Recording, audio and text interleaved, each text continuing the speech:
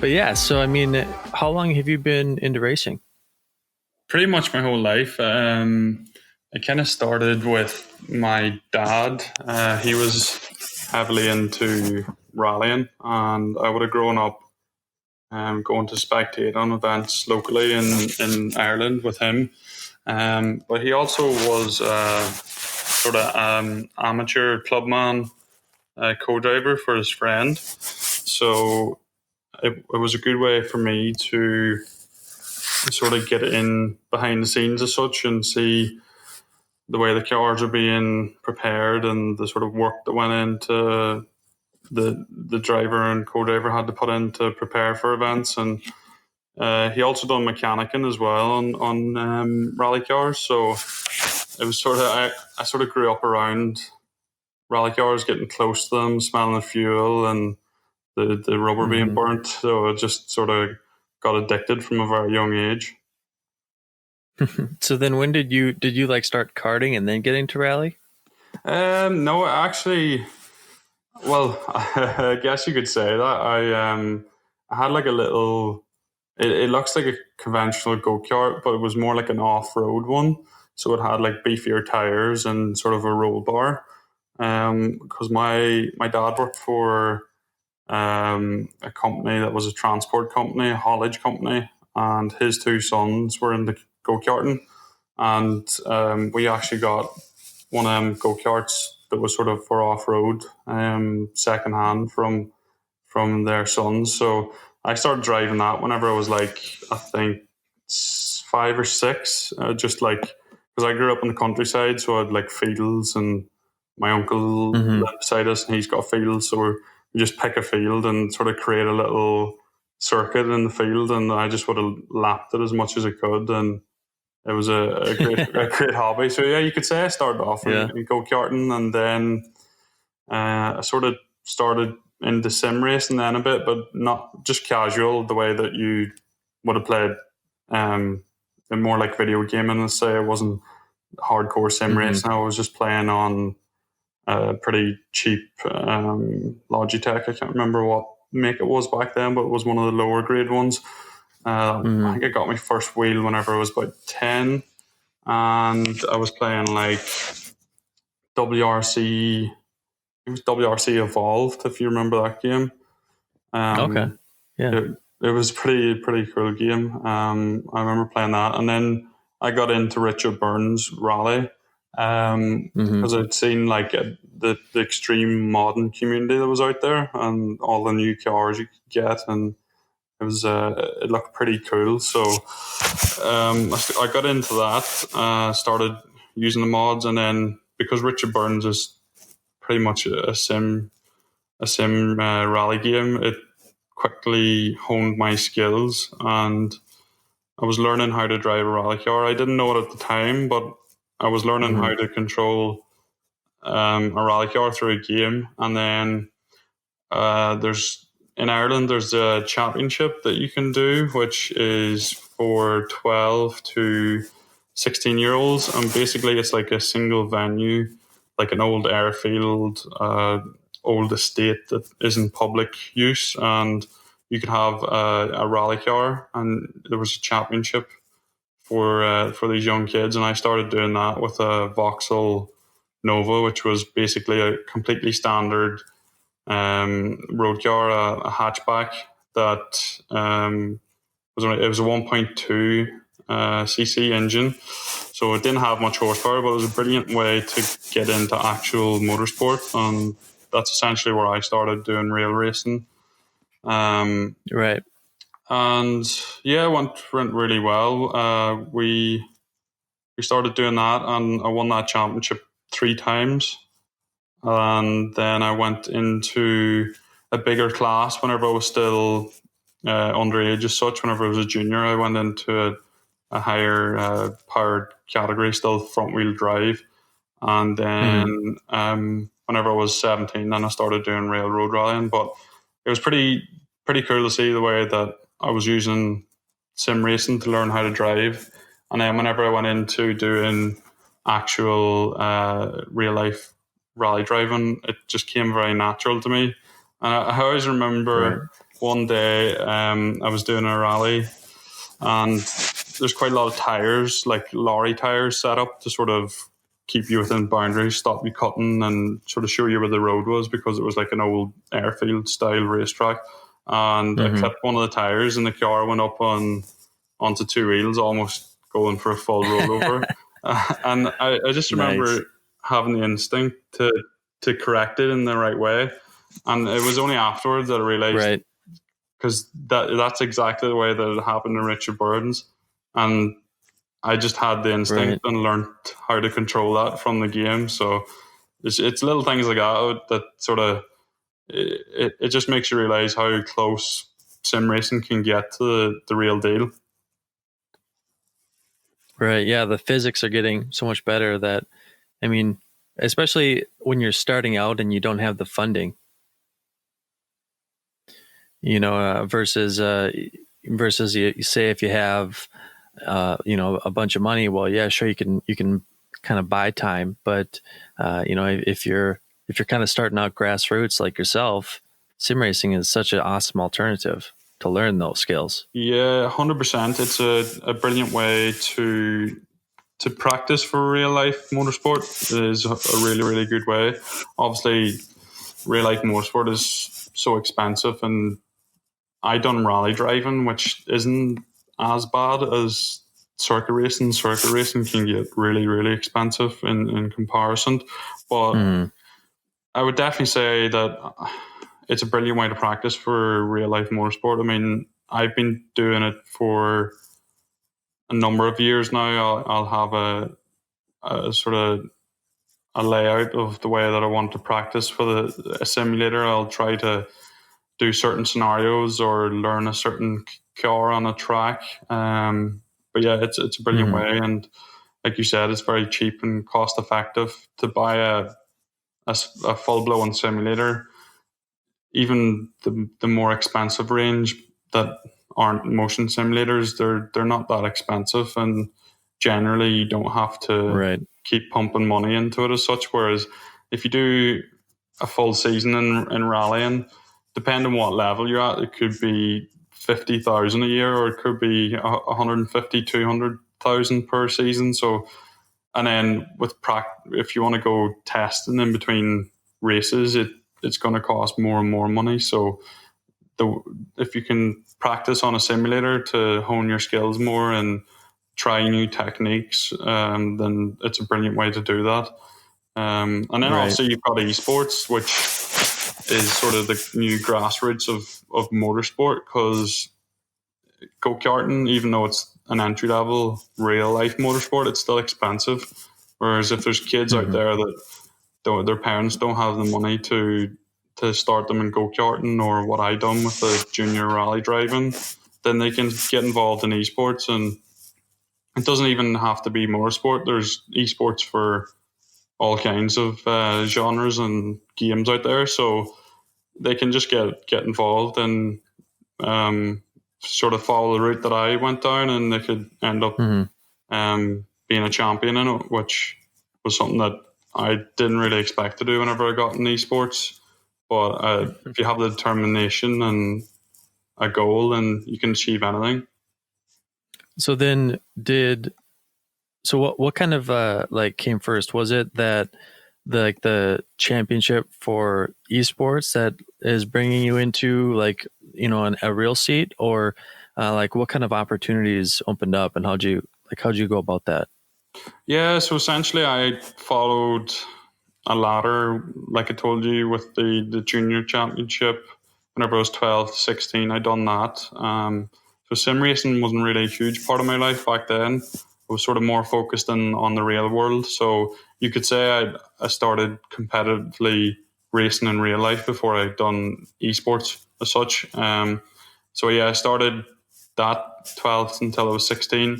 Then whenever I was 17 years old, I could get my real driver's license, and that meant that I could do adult on road with road section stage rallies.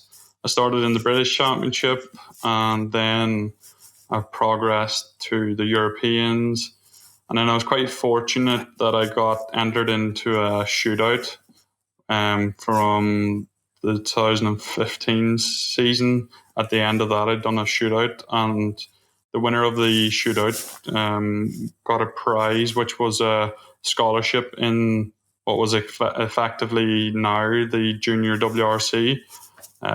So I won that, which sort of gave me a stepping ladder up to the World Championship.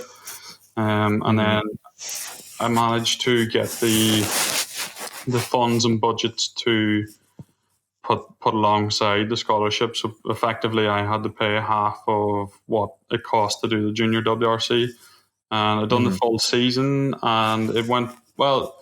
It started off a little bit patchy. The first rally, I had some mechanical problems and punctures, and just lots of different little niggly issues. I think we finished fourth, and then in the second event, I managed to win that. So that was amazing to do that on I think it was my third World Rally event. I was winning my class in the Junior WRC. So I mean, that was absolutely fantastic. And then the season went pretty well. We ended up finishing third overall, first rookie, and we got 2 prize drives. And those 2 prize drives were in the R5 car, which is WRC2, which is effectively one tier down from the main WRC class. I got 2 rallies in that, and I was able to show good speed as well. And I won a stage in Germany and put in some really good times. So it was showing really good progress and potential. But then it was just difficult to get the sponsorship and budget for the following year, which was 2018. And at the end of 2018, I was, because I'm a big fan and geek of rallying and motorsport in general, I was watching the esports final from the WRC in the 2018 season, and I watched the final live. It was streamed on YouTube, and I was just like, well, if I don't get a seat in Real Rally next year, I'll give us a try. I mean, I didn't know at that stage how difficult it was going to be, but I was watching these guys and I thought, okay, I can probably do it. So for the first steps into that journey was a bit unknown, because you don't really know. Like, I knew what WRC was like, and I think with all respect to WRC and the developers, it's more like a simcade. It's not 100% simulated handling. So it's not 100% like driving a real car, the way that you would set it up in a corner and the way you do the car setup, and because you would transition the body a bit more and slide into the corners in real life, whereas in the WRC game, if you start sliding at the rear, you're losing time, so you really have to grip drive it everywhere. So yeah, it was a bit of learning to do in that, but what I did do, and it's a good way if anyone is thinking about trying to get into an esports, especially a motorsport one, is find the guys who are either the champions or doing very well within that game genre. And if that's what you want to do, that certain game, then try to beat their time. So that's what I done. I effectively targeted the top drivers and found their times on WRC7, which was the game that we were going to be using for that season. And I just kept practicing and practicing until I could beat the world records and effectively be one of the fastest on the game. And then, yeah, that sort of all snowballed from there. Then I started the WRC season. I joined Thrustmaster as part of their esports team, which was really good, because I was part of sort of the community. There's a community on Facebook called WRC Gamers Club. It's run by one of the guys that I drive with, called Janis Griekman, and he has like 4,000 members on there, which is pretty big. And I just joined that because I was really interested in the esports series, and he sort of took me under his wing and helped me get in with Thrustmaster and into his team. So I mean that's all really good advice for anyone out there who's trying to get involved as well. Is try to find a community of people who are actively in the esports game that you're playing, and there's more than enough people out there that will happily help you and give you advice and sort of teach you the right way to play. So yeah, I've done the whole season. So you effectively do like 12 rallies from home. You get 5 attempts to do 2 stages, which is, it's not really like a real life rally, because in a real rally you've got like 20 stages, whereas in WRC esports you've got 2 stages and you get 5 attempts to do it, which means it's effectively more like a time trial sprint. So it's difficult. It's heavily dependent on QR setup as well, because we're all pushing for tenths, not seconds, because everyone's learning the same piece of stage and rally road as much as they can. So everyone's on a very similar pace in the top 10. So if you can find a faster setup, then that and lots of practice makes you good. But I won Sweden that year, and then I got lots of second and thirds and podiums, and the top 8 went to the grand final. So I finished 3rd, I think, and then we went to the grand final, which was at Rally Germany, which is quite funny because the year before I was there with the WRC2 R5 car, competing at a really high level in real life motorsport, and then the year after I was in the same service area doing the esports final, but it was just a bit surreal. So yeah, I went there, practiced as much as I could, and just from the get-go at the final, we had sort of 2 knockout phases in the final and then 1 sort of grand final. And in the 2 knockout phases, I was the quickest driver in both of them, and I think my real life experience really helped, because in a pressured environment where you're not in sort of the comfort of your home and on your own rig, it can be a bit off-putting. I think with me doing real life events, I was sort of able to manage the pressure a bit better than the guys who were only sort of done esports before. So sort of just shone the whole day. It just went really well. It's just one of them days that everything sort of clicks, and you just you have a really good rhythm, and the speed comes sort of effortlessly. And yeah, then in the final, it went really well. First stage, I was like 10 seconds quicker than the guys, and then on the second stage, I actually had a small crash and lost like 9 seconds, and I was behind by 3 seconds. So going into the final stage, I had to make up 4 seconds, and I just pushed like hell as fast as I could, and managed to pull back. I think it was 4 or 5 seconds. So it was so close in the end up. I almost lost it because of the little mistake I made. But yeah, finally got to the end. I didn't even know until the commentator told me that I was the champion. So I mean, it was such a good feeling, and I always wanted to be a world champion in real life motorsport, but to do it in esports was something that I never really dreamed of. But I just put my determination and passion into it and managed to pull it off. So it was fantastic, and I got a brilliant, it's a brilliant achievement, and it's a good prize as well. So won an actual road car from that. So it's obviously, people say that playing video games is a waste of time. Well, it's not really. If you can, if you can do esports and make a living from it, it's not a waste of time. Well, if you look at the cost of being in esports and what you reward, you're actually profitable, which is if you try to do it in the real world, it's usually the other way around. So yeah, there's an old saying: if you want to be a millionaire out of motorsport, you need to start off being a billionaire. But it's very much that sort of way. Like the kids that are in in like Formula One that are coming through. There's the odd exception that comes through academies, but generally they just have wealth and either a rich dad or they get good financial backing. So, I mean, motorsports, Right. it's just a business. It's. I wish it was just about driving, but it's much more than that. There's so many elements and Right. layers to it. You got like your social media, your personal presence, how you present yourself.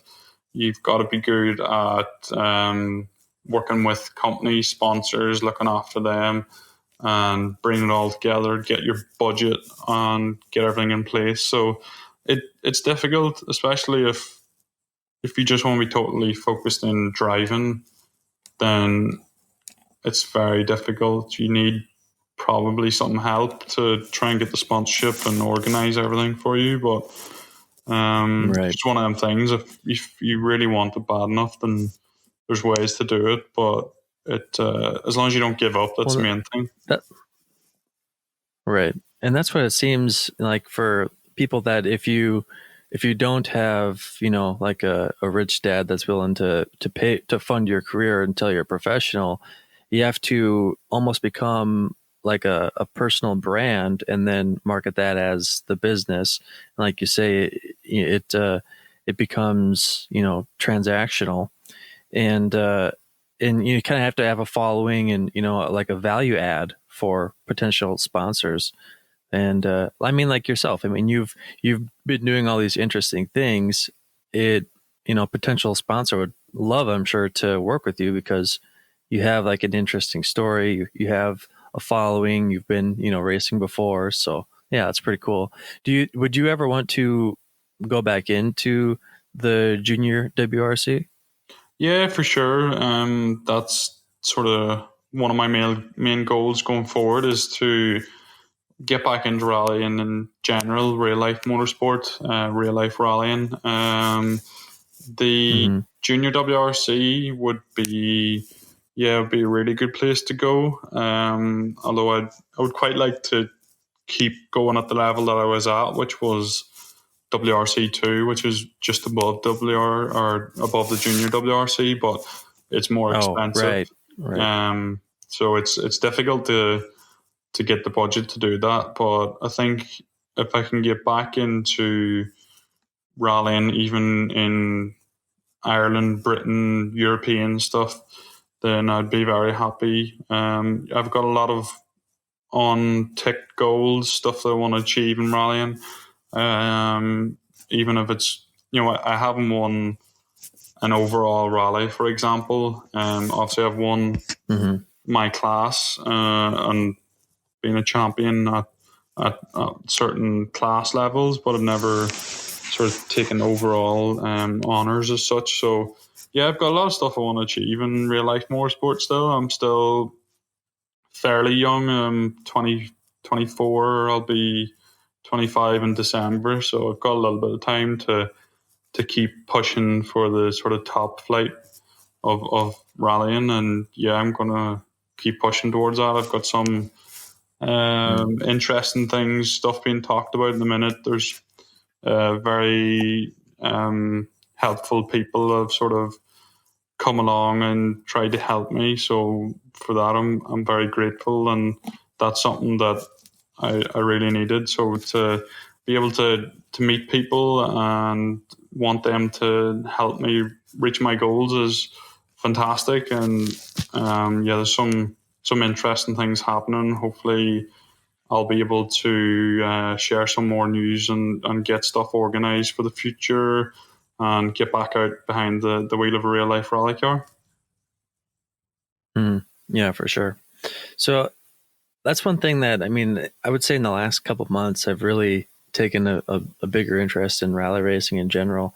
Mm-hmm. Because I've always been I've of course followed F1 for a long time, and other than that, I've really only followed like GT racing, and so yeah, it's been a lot of fun learning about it. But like, if I wanted to start and do some club stuff, um, I mean, what kind of like, if I wanted to get like a beater rally car and just do some club racing, what would you recommend to start out with? So you mean like in real life rallying? Yeah. Yeah. Yeah.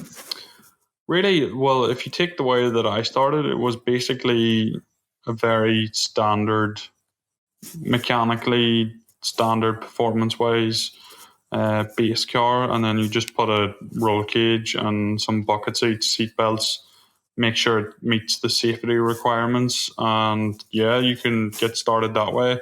I think my first rally car cost about £2,500, which is probably about $3,000 or $4,000, something like that, I would say. So it Yep. wasn't. I mean, it's a lot of money, but in terms of motorsport, it's not too bad. And then the single venues that I was doing were pretty cheap to do as well. The entry fees weren't too much, and you know, one set of tires would probably do you 2 events, so it was pretty cost effective. There's definitely ways that you can get involved, but you need to start off with the cheapest form of whatever discipline of motorsport you want to get into. So I guess for you, getting involved in circuit racing, there would probably be some low level form of go karting, something that's fairly manageable financial wise.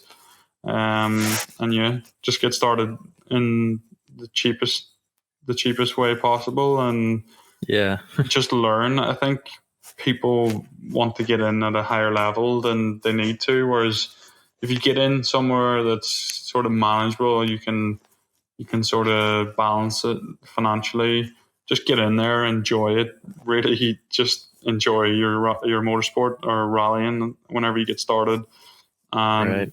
you know, if you start doing well, then people will take notice, and you'll get support, whether that's from friends, family, external sponsors. Just, I think the big thing too is if you do get started in real life, racing or rallying, is to communicate with people around you. I think in certain sports and motorsport, people get very competitive, and you don't necessarily communicate with the people around you at the events. Whereas if you're more openly approachable, then you know you never know who you're going to start talking to, and maybe someone that's there can help you further in your career. So it's just all about getting started and do the best job you can. And yeah, obviously, sponsorship is a big thing. So if you can start motorsport and create a almost like a personal portfolio around that, like you were talking about, like a personal brand, then that's a great way. Whether that's through starting up a YouTube channel alongside that with like some sim racing and real life go karting, something like that, where you can document what you're doing and your journey, sort of thing. Then I think that's very interesting, and people really enjoy watching that sort of thing. So there's different angles you can take at it. I mean, I've hit a wall many times in trying to continue my motorsport career, but you always find an alternative route to sort of fill the void or to continue the journey, like I did with esports. Was, I mean, I don't think anyone's ever done that to the degree that I done it. A real life driver going in and winning Right. a major championship. I don't think that was done before, certainly in rallying. So you always have to think outside the box a little bit. Yeah, for sure. And then, so like, as far as, what you're advancing your career, you're able to get funding to kind of go up to the next series. At what point can you kind of go from being like a gentleman driver to like a professional? I mean, is it in that WRC2 to WRC or?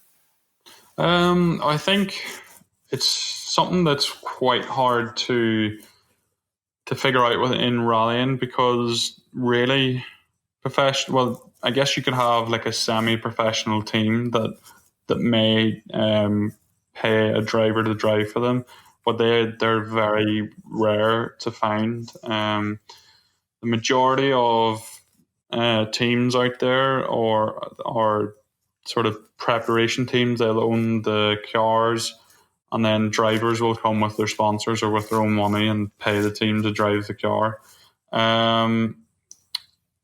In terms of professional drives and rallying, well, you've got 4 teams in the WRC with roughly, say, 10 seats. So there's 10 drivers in the world that are classified as professional rally drivers, and not all of them might be getting paid. So that's just how difficult it is. I know that Skoda Motorsport pay their drivers, so there's maybe 1, 2, 3 other teams out there that do pay drivers, but I mean, rallying is very hard to make it in. It's there's quite a lot of people out there that are trying to all reach the same goal of being a professional rally driver, and I mean, there's not many seats. There's just not many seats there. So to actually reach the goal of to get paid to do what you love doing, you have to be pretty darn good at it. So it's not easy. It's definitely not easy. But yeah, you just have to keep trying, and I think whatever route you go down, you need financial backing until hopefully you get picked up by one of the WRC teams. Right. Yeah, that's pretty crazy. So when you were doing the WRC2 before an event, I mean, what kind of preparations do you do? Can you learn the course? Can you do kind of like a sort of a track walk type of thing where you're trying to practice or whatever, or how's that work? Yeah, so basically, generally, for example, WRC events, a lot of the route will be the same as the previous year. Well, not, it just depends on how the organisers are organising it, but maybe like 50% of the stages are the same as the year previous. And you'll be able to find onboard videos of other drivers driving the same stage.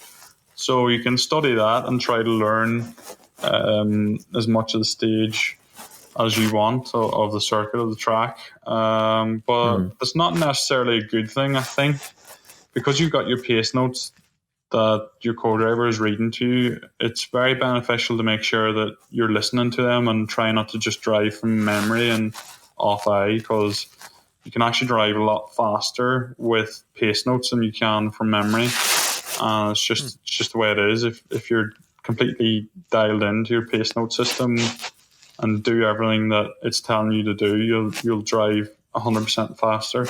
But yeah, so basically when you get to the event, you'll have your recce, which is reconnaissance, that you drive through the stage with a normal road car, and your co-driver will be with you. And on the first pass of driving through the stage, you will dictate and read out what you want, what way you want the road in front of you to be described. So typically drivers will use like number systems or descriptive. So one of the traditional systems that is used is 1 to 6, and it's almost like what gear you should be in the corner. So a 6 would be a 6th gear corner, and a 1 would be a first gear corner. And then you've got all your different variations between that. That's one of the popular systems. System that I use is angle based. So I'll have like a 1 right, which is a 10-degree corner, and then I could have like a 9 right, which is a 90-degree corner, and then you have all your different pieces in between that, like your distance between the corners, little descriptions like don't cut, stay out, this is fast, just little things like that you can really make up time with. But on the first pass of recce, I'll tell my co-driver what I want him to write down, and then on the second pass through the exact same stage, he will read back to me what I've told him to write down, and then I'll tell him if there are any alternations that need to be made. And yeah, that's our pace notes then, and we can check them over again using the DVD system. We will record our recce, and then we can look through it before we go the night before the race starts and make any more adjustments that we see that need to be made to make it as safe and as fast as possible. So yeah, that's sort of some of the preparations. Obviously, I do try to incorporate sim training, but it's more difficult than say doing GT racing where you can go to Spa and learn the track inside out on like Right. Assetto Corsa or iRacing. It's not like that because in rallying the stages are always different public roads as such, so they change every year, and it's very difficult for every stage in the World Championship to be made in a game to complete detail. It's just impossible because there's 20 stages per event, and to make that in a rally game is so difficult. So yeah, it's definitely difficult to train the actual stages on a game, although you can get some of them, like of Sweet Lamb is in a couple of rally games, and that's a stage in Rally GB. So yeah, you can definitely practice on some of the stages that you do in real life. But I think what you really want to use sim racing for is just to keep your sort of muscle memory in check, sort of keep your brain going between rallies, that you're actually, say, just go hit up a stage that you never drove before and drive it to the pace notes of the game is a really good thing to do. And also, you know, driving to do car setup and that sort of thing is great as well. And I think, I'm not sure if are you a big fan of virtual reality? Yeah, I used to have the Oculus Rift, but then I went back to the triple screen. I'm kind of waiting for the technology to get a little bit better. Yeah, because of the clarity and the resolution, right? Yeah. That's one thing that I do struggle with. But what I really like VR with rally games is because you're looking out the side window and you're looking to the apex of the corner so much, because you're navigating very tight turns. It makes it much more easier to place the car, and it actually feels like you're sitting in the same car that you'd use in real life, which is amazing feeling. And I think for me, I've done that before I go and drive the real car, and it just makes it feel like you've sort of had your shakedown before you actually do your real life shakedown, if that makes sense. But yeah, I think that would be a lot of fun. Yeah, it is good, but like you said, I think virtual reality just needs to sort of keep improving, and the resolution of the lenses needs to keep improving. But as far as I'm aware, they're already, Oculus have already done that. They've released a new one now that's got a bit more resolution.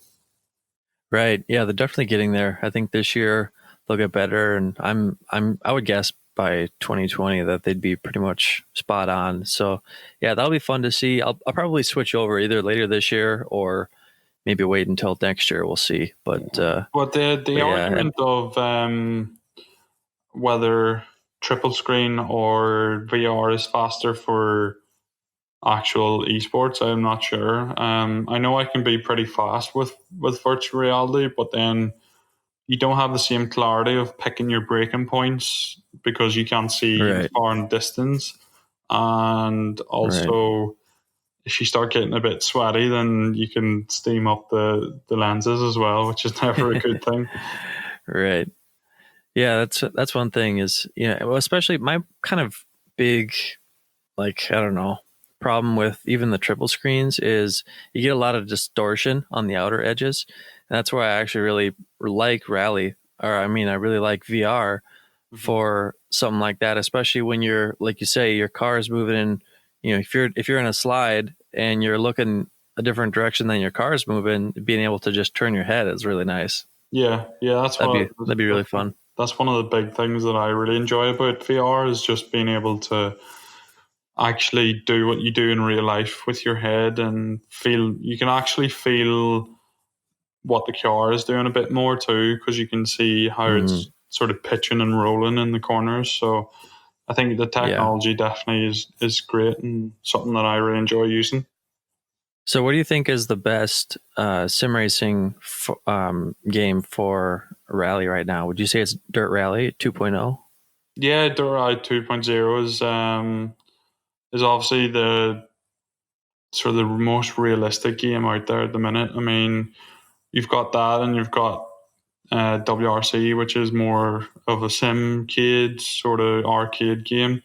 Whereas Mm-hmm. what we have done with Dirt Rally 2.0 is we have stripped it back, looked at all the information of the data that we've got, everything that we can tune and revise. That's what we've done in the development phase. So we try to make sure that the way gravel feels is very similar to the way it does feel in real life. And whenever you start spinning them tires through the gravel, how you lose traction and the way the car rotates, all of that has been completely dialed in with Ryan Champion and my feedback as the two rally consultants. So yeah, Mm-hmm. it's a very, very realistic rally game, and there's so many different layers to it. And I mean, if you knew everything that we simulated, it would blow your mind. There's just so Right. much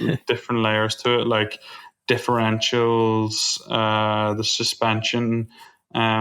We have every different type of suspension that you can have in the car. So every car has its real suspension type, like McPherson and all the different other types of axles for the rear wheel drive cars. So Mm-hmm.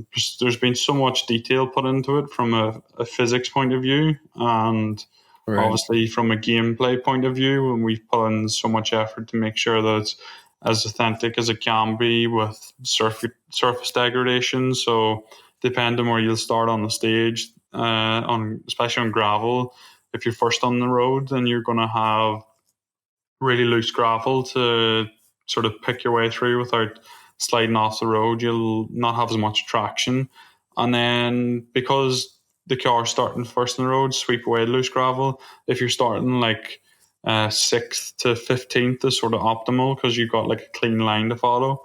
And then further Mm-hmm. back from that, you get like really chopped up ruts coming through the gravel that throw your car all about the place. And if you don't stay on the ruts, then you're most likely going to fall off the road. So yeah, we're certainly with the Rally 2.0, we're trying to simulate everything as best that we can, and we've brought in so much more detail. And also we brought in tire choice as well, which is a Mm-hmm. big improvement. Also, that with tire wear, it just makes a strategy so much more realistic as well, and it's something that we're very proud to have done. And yeah, it's certainly the most realistic rally game that we've ever made in Codemasters. But there's always room to improve the way that you do certain things. And um, if you stay still in business, and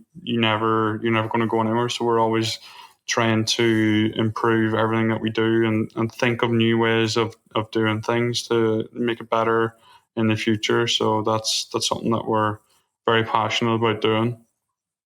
Yeah, I'm really looking forward to it. I have it downloaded, and I was having some problems with my direct drive base that I was having. But yeah, I'm gonna get that fixed. But yeah, I'm excited because I'm gonna do like a YouTube series of a career mode for Dirt Rally 2.0. So yeah, that'll be a lot of fun. Yeah, I'm sure. finally getting my like simulator set up. So, Yeah, yeah, but yeah. It's definitely. I but think yeah, you'll yeah. have a lot of fun with it, and especially I think you're pretty into the rallycross style, aren't you, of racing? You know, I've kind of gone back and I've been doing a little bit of everything, honestly. Like I've been doing like going back to doing MX5. I was doing some rallycross. And so I'm not, the thing is right now, I mean, my business is in manufacturing the steering wheels, and that's Yeah. where, 95% of my time has to go. So I'm really just kind of doing it for fun. I'm not really trying to be competitive. Yeah, well, I think that's something that's pretty difficult is to actually be competitive in sim racing at the moment, because there's just Mm-hmm. so many guys that are actually turning their attention to esports and sim racing, and they're putting in 8-10 hours a day of practice, which is a lot of time Yeah. to be Yeah. spending.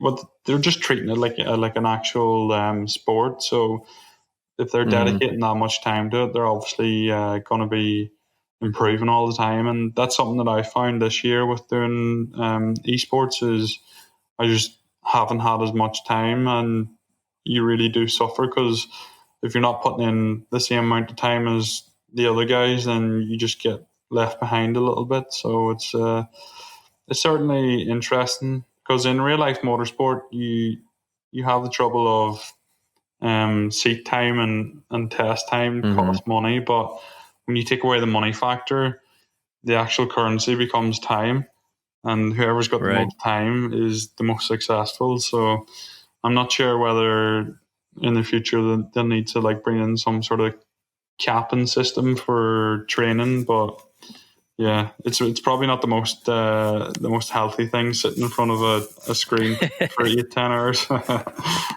No, but it's true though, because I mean, it almost goes back to, like you said, how, those at the top, like, money really isn't the currency anymore. It's how much time you're putting into it, Yeah, how good you are. for And sure. Yeah, so that's what's really cool about bringing like the esports sim racing to the next level, because money isn't really an issue anymore. It's who is the most talented, which is going to be fun. And there are series that are starting to pay out more too. So I mean, it's unbelievable. yeah. I think you're certainly seeing an increase in sort of the prize pools and prize money in esports. So I mean that's fantastic to see, and I just hope it keeps growing and growing because Right. it's obviously brilliant to make more kids out there, more sim racers, full time esports athletes. So it's if they can do that for a career choice, then I think it's brilliant. So the more prize money and prize pools we get, the better. Right.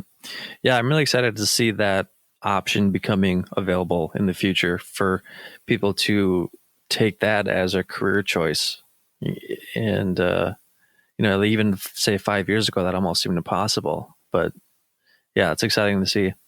Yeah, yeah, I think it is 100% a career choice, and especially if you can get in with esports teams that can offer you some kind of financial assistance to be part of their team, then that's a great Right. way to get started. And then obviously, prize money isn't guaranteed, but if you're good at it, then you can obviously do pretty well in terms of prize money.